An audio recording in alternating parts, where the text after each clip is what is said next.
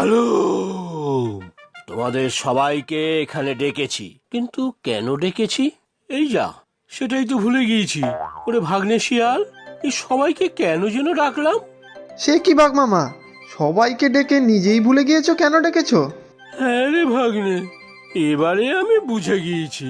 আমি শুধু বোকা বাঘই না, আমি একটা ভুলো বাঘ। সত্যি বাঘ মামা, বড্ড ভুলো মনে হয়েছো তুমি।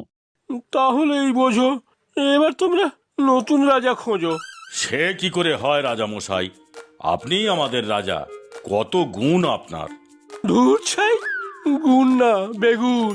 আমি একটা ভীতু, বোকা, ভুলো বাঘ। কি যে বলো বাঘ মামা,